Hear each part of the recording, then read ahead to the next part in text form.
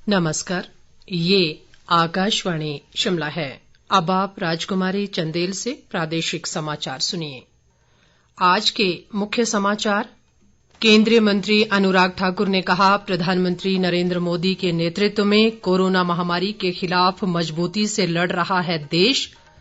प्रदेश भाजपा की core committee में विधानसभा चुनावों व उपचुनावों को लेकर किया गया मंथन। राज्य में कोरोना की स्थिति में सुधार जारी, आज अभी तक 210 नए मामलों की पुष्टि। और प्रदेश के अनेक स्थानों पर मॉनसून की भारी वर्षा से तापमान में गिरावट। कोरोना संक्रमण को देखते हुए श्रोताओं से अपील है कि लापरवाही न बरतें और जब तक आवश्यक न हो घर से बाहर न निकलें तथा इन आसान उपायों का पालन कर सुरक्षित रहें। मास्क लगाएं, 2 गज की सुरक्षित दूरी बनाए रखें, बार बार हाथ धोएं, चेहरा साफ रखें और टीका अवश्य लगवाएं। कोविड से संबंधित जानकारी और मार्गदर्शन के लिए राष्ट्रीय हेल्पलाइन काम कर रही है। इनके नंबर हैं 011-23978046 और 1075। इसके अलावा हिमाचल प्रदेश में लोगों को कोविड संबंधी जानकारी देने और उनके मार्गदर्शन के लिए 104 हेल्पलाइन नंबर कार्यरत है। अब समाचार विस्तार से। केंद्रीय वित्त व कारपोरेट मामले राज्य मंत्री अनुराग ठाकुर ने कहा है कि प्रधानमंत्री नरेंद्र मोदी के नेतृत्व में देश कोरोना के खिलाफ मजबूती से लड़ रहा है और देश ने अपनी क्षमताओं को बढ़ाया है। शिमला में आज पत्रकारों से बातचीत में उन्होंने कहा कि देश में आज प्रतिदिन 20 लाख से अधिक लोगों के कोरोना टेस्ट किए जा रहे हैं। अनुराग ठाकुर ने कहा कि प्रधानमंत्री गरीब कल्याण अन्न योजना के तहत देश के 80 करोड़ से अधिक पात्र लोगों को मुफ्त राशन दिया जा रहा है। जब से कोरोना महामारी आई, आत्मनिर्भर भारत बनाने के लिए मोदी जी ने जो हम सबको कहा, 80 करोड़ लोगों को 8 महीने तक मुफ्त में अनाज पिछले साल दिया, 80 करोड़ लोगों को इस साल भी दिवाली तक मुफ्त में अनाज दिया जा रहा है। आत्मनिर्भर भारत में पीपी किट भी हमने देश में बनाई, कोविड वैक्सीन यहाँ पर बनाई, वेंटिलेटर यहाँ पर बनाए, 1551 पीएसए ऑक्सीजन प्लांट हमने देश भर में लगाने की शुरुआत। हमने अपनी क्षमताओं को बढ़ाया है। टेस्ट केवल 100 होते थे, आज 20 लाख टेस्ट हम एक दिन में कर सकते हैं। Emergency credit line guarantee scheme ये हम पिछले साल लेकर आए और 3 लाख करोड़ में से 2,65,000 करोड़ रुपए अब तक सैंक्शन हो चुका है। प्रदेश भाजपा की कोर कमेटी की बैठक शिमला में जारी है। बैठक के दूसरे दिन आज अगले वर्ष होने वाले विधानसभा चुनाव सहित आगामी उपचुनावों को लेकर भी मंथन किया गया। बैठक में मुख्यमंत्री जयराम ठाकुर व केंद्रीय वित्त राज्य मंत्री अनुराग ठाकुर के अलावा प्रदेश भाजपा अध्यक्ष सुरेश कश्यप, प्रदेश पार्टी प्रभारी अविनाश राय खन्ना, सह प्रभारी संजय टंडन, पूर्व मुख्यमंत्री प्रेम कुमार धूमल, पूर्व भाजपा अध्यक्ष सतपाल सत्ती, राजीव बिंदल, संगठन महामंत्री पवन राणा, स्वास्थ्य मंत्री राजीव सहजल, पार्टी महासचिव त्रिलोक जम्वाल, राकेश जम्वाल और त्रिलोक कपूर ने भाग लिया। बैठक के बाद पत्रकारों से बातचीत में मुख्य प्रवक्ता रणधीर शर्मा ने बताया कि 21 जून को अंतर्राष्ट्रीय योग दिवस पर बूथ स्तर पर कार्यक्रम आयोजित किए जाएंगे। उन्होंने कहा कि मंडी लोकसभा उपचुनाव के लिए जल शक्ति मंत्री महेंद्र सिंह को प्रभारी नियुक्त किया गया है। रणधीर शर्मा ने कहा कि सेवा ही संगठन कार्यक्रम के तहत जनसेवा के कार्य जारी रहेंगे। 21 जून अंतर्राष्ट्रीय योग दिवस के रूप में मनाया जाता है और ये योग दिवस हर मतदान केंद्र पर, हर पोलिंग बूथ पर मनाया जाए। हर पोलिंग बूथ पर हमारे कार्यकर्ता वहां के लोगों के साथ मिलकर योग के कार्यक्रम करें, ये इस बैठक में निर्णय लिया गया है। 23 जून को हमारे जनसंघ के संस्थापक अध्यक्ष डॉक्टर श्यामा प्रसाद मुखर्जी जी की शहीदी दिवस और उस दिन से हमारा जो पार्टी है वो पूरे प्रदेश में वृक्षारोपण का कार्यक्रम चलाए। शिक्षा मंत्री गोविंद ठाकुर ने कहा है कि मनाली विधानसभा क्षेत्र के विकास को लेकर पिछले 3 वर्षों के दौरान मुख्यमंत्री द्वारा की गई अधिकांश घोषणाओं को पूरा कर लिया गया है।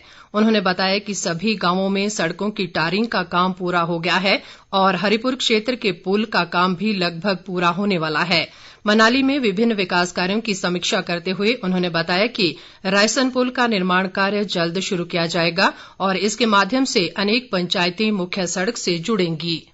उद्योग मंत्री बिक्रम ठाकुर ने राज्य औद्योगिक विकास निगम की गतिविधियों में विविधता लाने पर बल दिया है। शिमला में आज निगम के निदेशक मंडल की बैठक में उन्होंने कहा कि प्रतिस्पर्धा के इस दौर में निगम की कार्यशैली में गुणवत्ता व दक्षता लाने की जरूरत है।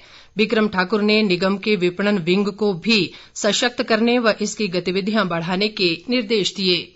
प्रदेश में कोरोना संक्रमण में लगातार सुधार जारी है और आज अभी तक कोरोना के 210 नए मामले आए हैं, जबकि 523 लोगों ने कोरोना से जंग जीती है। राज्य में कोरोना संक्रमण के मामले बढ़कर 1,99,407 हो गए हैं, जिनमें से 3,733 सक्रिय मामले हैं, जबकि 1,92,256 लोग उपचार के बाद ठीक हो गए हैं। प्रदेश में आज अभी तक कोरोना से 4 लोगों की मृत्यु हुई है, जिसे मिलाकर अब तक कोविड से मरने वालों की संख्या बढ़कर 3,398 हो गई है। प्रदेश में अब तक 4,38,461 लोगों को कोविशील्ड वैक्सीन की दूसरी खुराक लगाई जा चुकी है। स्वास्थ्य विभाग के एक प्रवक्ता ने बताया कि राष्ट्रीय कोविड-19 टीकाकरण रणनीति के तहत कोविशील्ड वैक्सीन की पहली खुराक लगाने के बाद दूसरी खुराक 84 दिन के बाद लगानी तय की गई है। सरकार ने ऐसे सभी लोगों से दूसरी खुराक लगाने का आग्रह किया है जिन्होंने पहली खुराक के बाद ये अवधि पूरी कर ली है। आकाशवाणी केंद्र शिमला का आज 66वां स्थापना दिवस है। 16 जून 1955 को आकाशवाणी केंद्र शिमला ने अपना सफर शुरू किया। 2.5 किलोवाट शॉर्ट वेव ट्रांसमीटर से शुरू इस केंद्र का सन 1971 में विस्तार किया गया और उसके बाद ट्रांसमीटरों की संख्या लगातार बढ़ती गई। एक रिपोर्ट।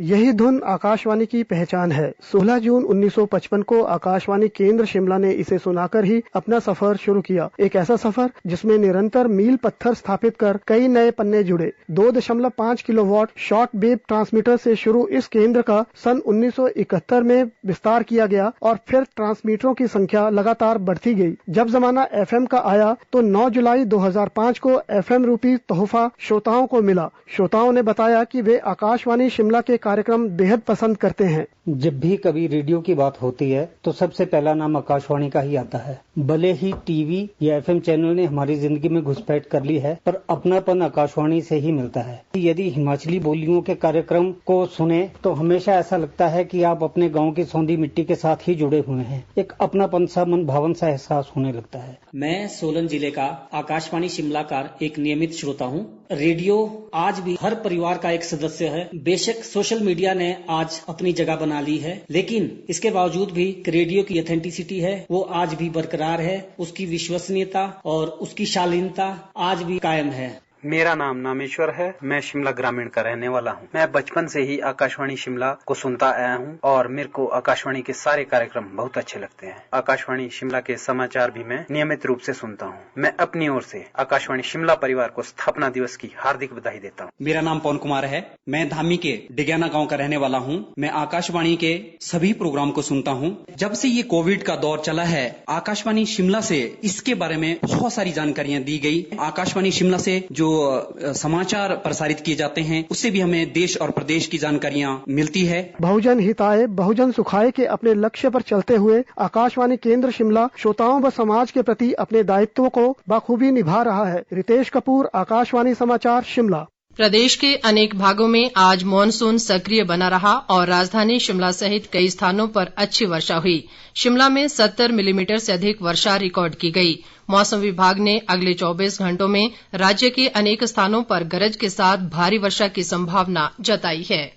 पुलिस महानिदेशक संजय कुंडू ने कहा है कि प्रदेश पुलिस वन्य जीवों की रक्षा के लिए वचनबद्ध है और इस वर्ष अभी तक 22 लोगों को वन्य जीव संरक्षण अधिनियम के तहत गिरफ्तार किया गया है। उन्होंने कहा कि पिछले कल सोलन जिले के परवाणु के पास एक व्यक्ति को तेंदुओं की खाल के साथ पकड़ा गया है। ये व्यक्ति बैग में तेंदुए की खाल छिपाकर बैरियर पार करने वाला था। अंत में मुख्य समाचार एक बार फिर। केंद्रीय मंत्री अनुराग ठाकुर ने कहा, प्रधानमंत्री नरेंद्र मोदी के नेतृत्व में कोरोना महामारी के खिलाफ मजबूती से लड़ रहा है देश। प्रदेश भाजपा की कोर कमेटी में विधानसभा चुनावों व उपचुनावों को लेकर किया गया मंथन। राज्य में कोरोना की स्थिति में सुधार जारी, आज अभी तक 210 नए मामलों की पुष्टि।